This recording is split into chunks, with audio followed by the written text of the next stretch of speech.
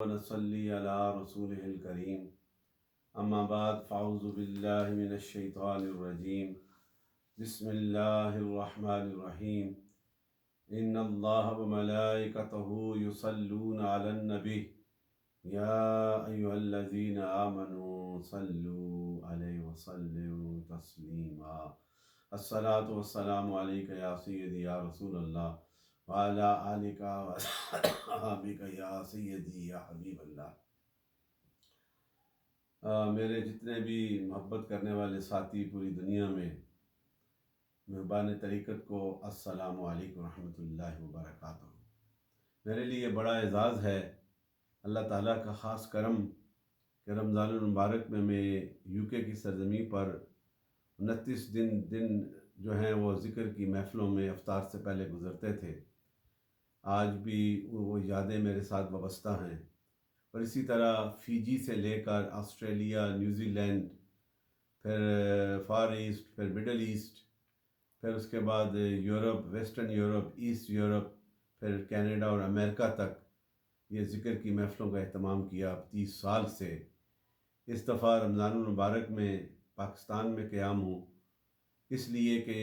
جو موجودہ حالات، جو کووڈ-19 کرونا وائرس جو پوری دنیا میں پھیلا ہوا ہے اور ایک خوف و ہراس ہے،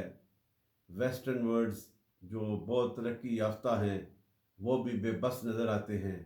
امریکہ جیسا ملک بھی بے بس اور چیخو پکار نظر آتی ہے۔ ایک چھوٹے سے وائرس نے پوری دنیا کو ہلا کے رکھ دیا ہے،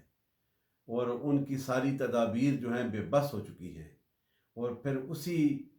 تدابیر کو اختیار کیے ہوئے پوری دنیا کے ویسٹرن امریکنز، کینیڈینز، آسٹریلینز، جتنے بھی میڈیکل سائنس کے ڈاکٹرز ہیں، وہ یہی کہتے ہیں کہ آئسولیٹ ہو جائیں، کوارنٹائن ہو جائیں۔ تو 1400 سال پہلے میرے نور والے آقا نے اس کنٹیجیس ڈیزیز کے حوالے سے سرکار کے that were the golden words given by the prophet of Islam for the perfections of the humanity, اور وہ سرکار نے فرمایا تھا، اور آج کے ڈاکٹرز یہی بتا رہے ہیں کہ اس بیماری کا کوئی علاج نہیں، ہم بے بس ہیں۔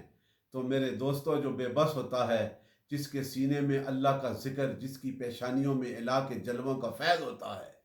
وہ بے بس نہیں ہوتا، وہ اللہ کی رضا میں، اللہ کی بارگاہ میں جستجو کرتا ہے، وہ التجا کرتا ہے کہ مولا کریم اس بیماری کو تیرے کرم سے دور ہو جائے گی، تیری برکات کے کرم کے صدقے اور تیرے حبیب کے کرم کے صدقے۔ تو ہم نے رجوع اللہ کرنا ہے، اللہ کی بارگاہ میں رجوع کرنا ہے کہ مولا کریم ہماری ہمت نہیں، ہمارے علم محدود ہیں اور تیری رحمت لا محدود ہے، اپنی رحمت کے صدقے سے ہم پہ کرم فرما دے اور اس بیماری کو ہم سے دور فرما دے۔ اور یہ بیماری ہمارے اور تیرے ذکر کے درمیان آڑے نہیں آ سکتی، ہمارا ایمان کامل ہے، ہم یہ جستجو کرتے ہیں کہ ہم بھی آزادی کے ساتھ مساجد میں جا کر، مختلف اجتماعات میں جا کر انہی مستیوں کے ساتھ تیرا ذکر کریں اور تیرے ذکر کے لیے دنیا کا سفر کریں، یہ التجا کرتے ہیں۔ اور اسی کے حوالے سے آج رمضان المبارک کا یہ چوتھا روزہ ہمیں نصیب ہو رہا ہے، اور افطار کا وقت بھی قریب ہے، اور میں صرف اپنی محبتوں کے ساتھ ان یادوں کو تازہ کرتے ہوئے، افطار سے پہلے یو کے میں حضرت پیر جان زیب بادشاہ صاحب کی قیادت میں ہم یہ ذکر کے حلقے کرتے تھے، اور آج بھی وہ سارے ساتھی بار بار مجھے فون کر کے یہ بتاتے ہیں کہ ہم بڑے مس کر رہے ہیں، اور میں بھی کر رہا ہوں۔ لیکن میرے دوستو، انشاءاللہ یہ وقت ہٹ جائے گا اور پھر ذکر کی بہاروں کا فیض عام ہوگا۔ آج یہ رحمت کا عشرہ جاری ہے، اور یہ چوتھا جو ہے روزہ گزر رہا ہے بڑی محبتوں کے ساتھ، یہاں پہ سارا دن اسی کے ذکر میں، اور اسی کے حوالے سے احکام رمضان المبارک کے حوالے سے میں ایک حدیث آپ کے سامنے پیش کرنا چاہتا ہوں، اور حدیث پاک یہ مختلف بخاری میں، مسلم میں، مختلف حدیث کا یہ ہے، اور اسی میں سے سیدنا ابو ہریرہ رضی اللہ عنہ سے حدیث روایت ہے کہ حضور نے فرمایا کہ جس شخص نے بری بات اور اس پر عمل کرنا نہ چھوڑا اس مہینے میں، تو اللہ تعالیٰ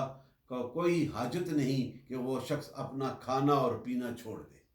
یعنی کہ روزہ رکھے اور پھر برے عمل کرے، اس کے خیال میں بری باتیں آئیں، اس کے عمل میں بری باتیں آئیں، تو پھر وہ بھوکا رہنا اللہ کی بارگاہ میں اس کی کوئی اہمیت نہیں۔ وہ جو بھوکا رہ کر، پیاس سے دور رہ کر، بھوک کو جو ہے برداشت کر کے 5 وقت کی نماز پڑھتا ہے، قرآن پاک کی آیات کا ورد کرتا ہے، ذکر کرتا ہے اور میری سرکار کی برگاہ میں درود کے ہدیے پیش کرتا ہے، اسے انعام دیا جاتا ہے اور اس پہ یہ کرم کا فیض عام ہو جاتا ہے۔ اور پھر یہی اسی حدیث کے ساتھ دوسری حدیث بھی آپ کو سنا دوں کہ حضور نے فرمایا کہ روزے دار جب روزہ رکھتا ہے اور رمضان کا مہینہ شروع ہو جاتا ہے، اللہ کی رحمتوں کا یہ پہلا عشرہ شروع ہوتا ہے، تو آسمان کے دروازوں کو کھول دیا جاتا ہے۔ دوسری حدیث میں آتا ہے کہ جنت کے دروازوں کو کھول دیا جاتا ہے، جہنم کے دروازوں کو بند کر دیا جاتا ہے، شیاطین کو جو ہے پابند سلاسل کر دیا جاتا ہے، اور پھر اتنا کرم اس پہ کہ پھر وہ آسمان دنیا سے صدائیں بلند ہوتی ہیں، ہے کوئی مانگنے والا، ہے کوئی بخشش والا، ہے کوئی مغفرت والا، تو وہ خوش قسمت ہوگا جو روزہ کی حالت میں دن میں قرآن پڑھتا ہوگا، راتوں کو جا کر نماز تراویح کے بعد پھر پچھلی رات کو جا کے اللہ کی بارگاہ میں گڑ گڑا کے اس کی رحمت کا طلبگار ہوگا۔ میرا تو ایمان ہے اس پہ کتنا کرم ہوگا۔ یہ رمضان المبارک کی برکتوں کا فیض ہمیں ملا۔ وہ رب کائنات کی بارگاہ میں التجا کرتا ہے، جو خالق بھی ہے، جو مالک بھی ہے، جو خالق اور امر کا بھی مالک ہے، جو خلق کا بھی اور تدبیر کا بھی مالک ہے، جو اللہ ہے، جو وحدہ لا شریک ہے، جو رحمان ہے، جو کل شین قدیر ہے، جو تمہارے اور ہمارے دلوں کے رازوں سے باخبر ہے، اور وہ جسے چاہتا ہے اپنی رحمت سے نواز دیتا ہے۔ ساری مخلوق اس کی محتاج ہے، وہ کسی کا محتاج نہیں۔ وہ جسے چاہتا ہے اپنے کرم سے نواز دیتا ہے، وہی اس لیے اس کی شان اعلیٰ ہے۔ تمام نبیوں نے اپنے اپنے ادوار میں یہی سلوگن بلند کیا، رب کی توحید کا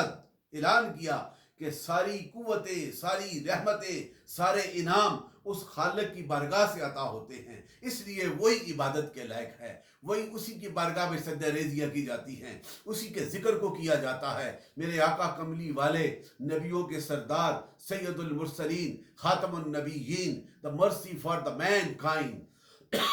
leaders of the prophet, Allah mentioned in the glorious Quran regarding to the status of the Sayyidina Muhammad صلی اللہ علیہ وسلم، یہ شان میرے رب نے میرے رسول کو عطا کی ہے۔ وہ آقا بھی فرماتے ہیں، آپ بھی فرماتے ہیں کہ یہ ساری برکتیں اس رب کے کرم کے صدقے سے ہیں۔ مکے کی مشکل زندگی میں بھی سرکار نے اس کے ذکر کو نہ چھوڑا، مدینے کی پاک زندگی میں بھی اس کے ذکر کی تجلیوں کے فیض کو عام کیا، اور آج حضور کے کرم کے اور اس محبت کے صدقے آج پوری دنیا میں ذکر خدا کا فیض عام ہے، اور یہ رمضان المبارک کا فیض ہے۔ تو اس نبی رحمت نے فرمایا، اس رب نے قرآن میں بھی یہ القاء فرما دیا کہ میرے دوستوں، میں ایک بات صرف اس لیے کرنا چاہتا ہوں، اسی کے حوالے سے روزے بھی رکھتے ہو، اللہ کی بارگاہ میں خیرات بھی کرتے ہو، اللہ کی بارگاہ میں التجائے بھی کرتے ہو، اس رب نے اس قرآن عظیم میں یہ اعلان فرمایا ہے، اس محبوب نبی نے ہمیں یہ بتایا ہے کہ اپنے والدین کے ساتھ بھی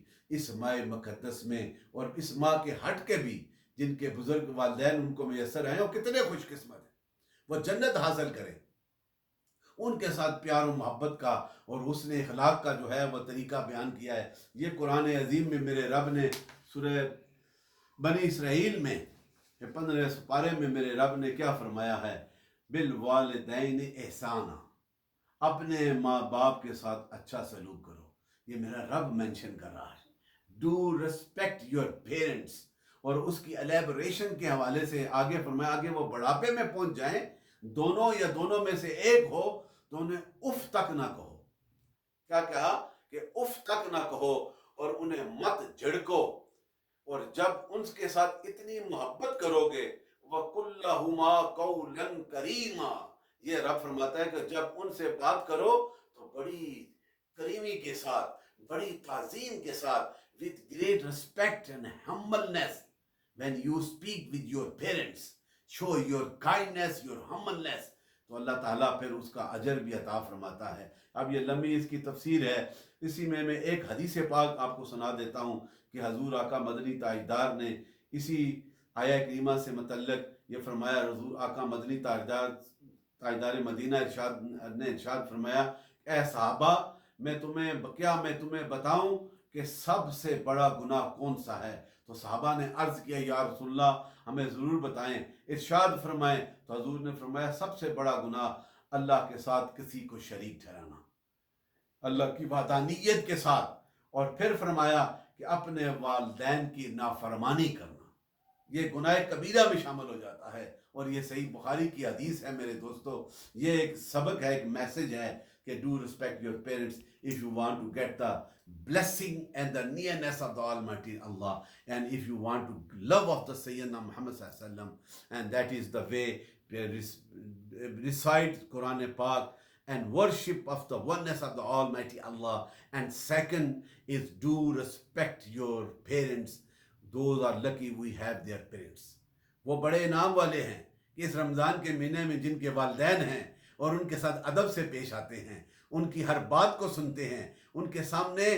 تعظیماً احتراماً کھڑے ہو جاتے ہیں، میرا رب کتنا کرم کرتا ہوگا۔ یہی بلیسنگ ہے، یہ ہمارا دین ہمیں سکھاتا ہے۔ اللہ تعالیٰ ہمیں اس رمضان المبارک میں اللہ تعالیٰ کے اس پیغام کو سمجھنے کی، اس پہ عمل کرنے کی توفیق عطا فرمائے۔ اب دعا کریں اللہ تعالیٰ، یار افطار کا وقت بھی قریب ہے، مولا کریم ہماری حاضریاں قبول فرما لے، ہماری کوتاہیوں کو معاف فرما دے، نبی رحمت کی وفاؤں کو ہماری زندگی کا حصہ بنا دے، اور